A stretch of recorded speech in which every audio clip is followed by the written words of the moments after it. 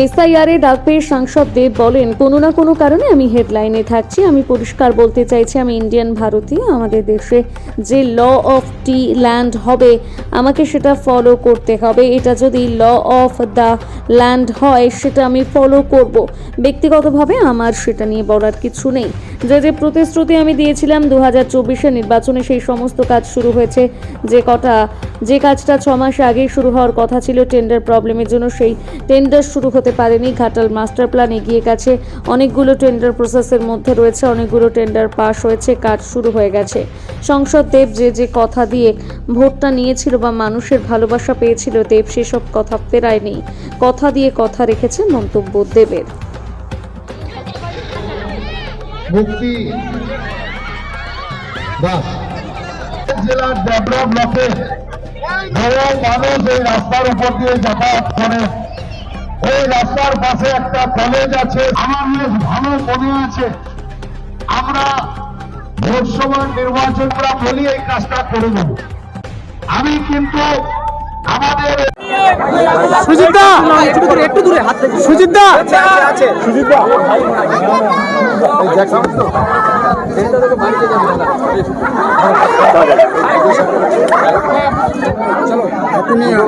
Happy new year. ভালো আছো তোমরা সবাই? একদম সবাই আছে।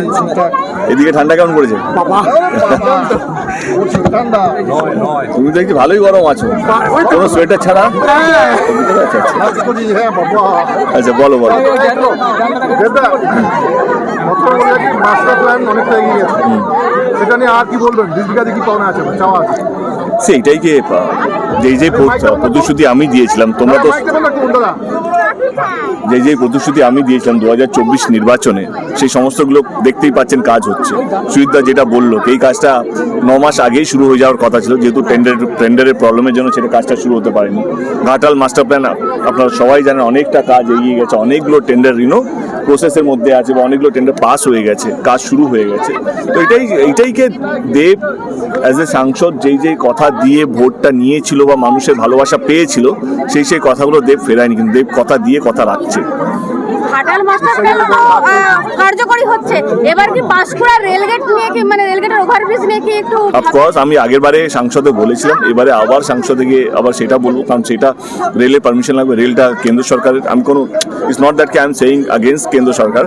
আমাকে আবেদন করতে হবে, তাদেরকে বোঝাতে হবে এটা কতটা জরুরি। এই যে রেল ব্রিজটা যে নিচে দিকে ক্রস করতে হয়, কত স্টুডেন্টস, কত যাত্রী এই দিক থেকে ওই পারে যায়, মানে কতটা লাইফ রিস্ক নিয়ে যায়। তো একটা রেল ব্রিজ হলে অনেকটা সময় বাঁচে, অনেক কিছু জিনিস যেটা আমার মনে হয় সহজ হয়ে যায়, যেটা রেলগেট ক্রস করতে গিয়ে উইদাউট ব্রিজ সেটা সমস্যা হয়। ডাক পেয়েছে, আমাকে বিএলআরও ফোন করেছিল যে আমার নোটিশ আসবে বলে। তো আমি একটাই কথা বলতে চাইছি, কাল থেকে না, কবে থেকে চলছে? কাল থেকে চলছে। প্রত্যেক দিনই আমি কোনো না কোনো কারণে আমি হেডলাইনে থাকছি, আমি চাইলেও না চাইলেও।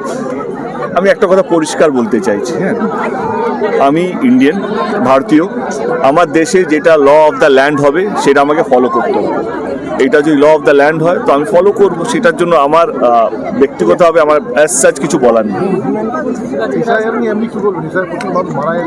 দেখো, আমি না, অনেস্টলি স্পিকিং, এটা খুব ডিপ। এইটা আমার দলের, তুমি যদি রাজনীতিবিদ দেবকে জিজ্ঞেস করো, তো এখানে মনে হচ্ছে আমার দলের যে স্পোক পার্সন আছে, যার বেশি এইটা নিয়ে পড়াশুনো বেশি, সে বেশি কথা বললে বেশি ভালো হয়, rather than me talking without any knowledge. রাস্তা উদ্বোধন আমার মনে হয় এই মহীশূরের মানুষ যে এতদিনের লড়াই, তাদের জিত হলো। এবং আমি ধন্যবাদ জানাতে চাই মাননীয় মুখ্যমন্ত্রী, ওনার দপ্তরকে, তারা আমাদের আবেদনটা রেখেছেন। আমাদের যে কথাটা আমি ওনার হয়ে দিয়েছিলাম, সেই কথাটা উনি রেখেছেন। আজকে একদিকে আপনি উদ্বোধন করছেন, একদিকে আজকে পাঁশকুড়াতে এসেছেন হুমায়ুন কবির, কি বলবেন? আমাদের হুমায়ুন কবির? না, বুঝতে পারি, সবই তো আমাদের।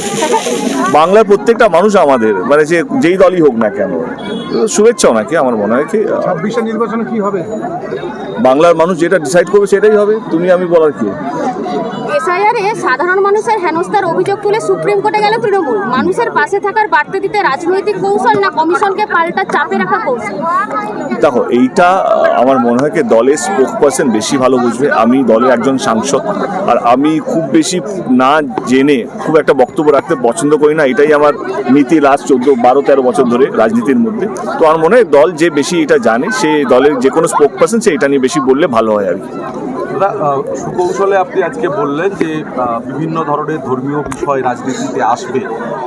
নির্বাচনের আগে আপনার এই ব্যাখ্যা মানে বক্তব্য কি মনে হচ্ছে, কি বলতে চাইছিলাম? আমি চাইছি শান্তি। বাংলার একটা কালচার আছে।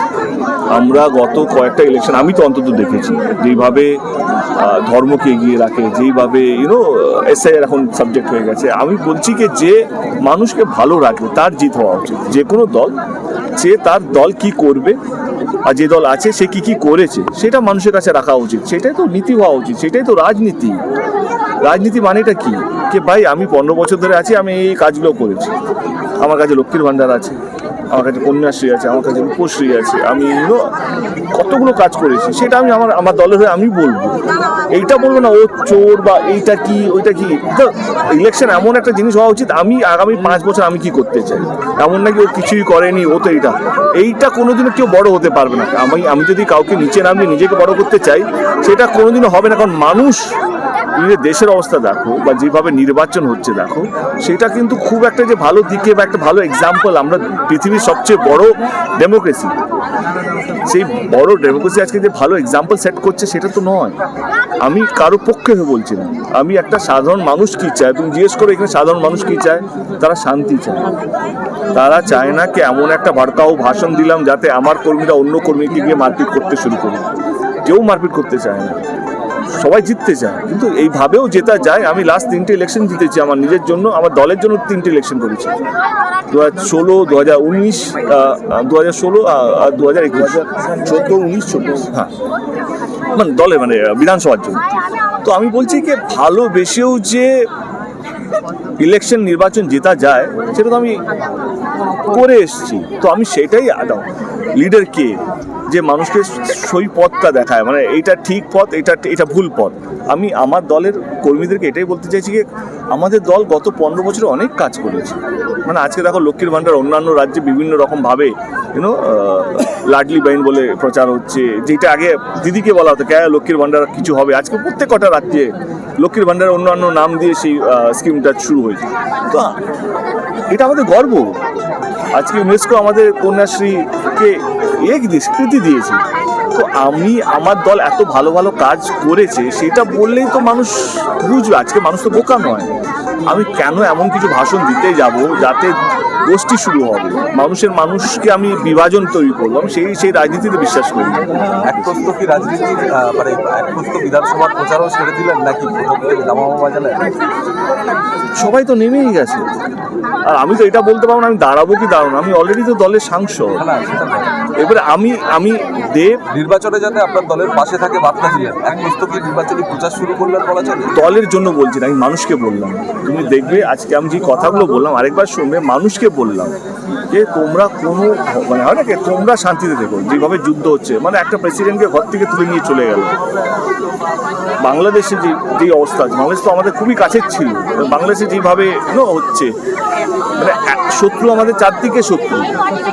তুমি দেখো পাকিস্তান, ওইদিকে নেপাল, ওইদিকে চায়না, এদিকে এখন বাংলাদেশের সঙ্গে যে খুব ভালো সম্পর্ক তা তো নয়।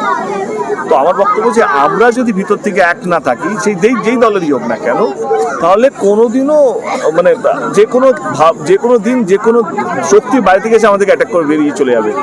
আমরা যদি এক থাকি তা কারো ক্ষমতা হবে না। আমি এই বার্তাটাই দিতে চাই। Thank you.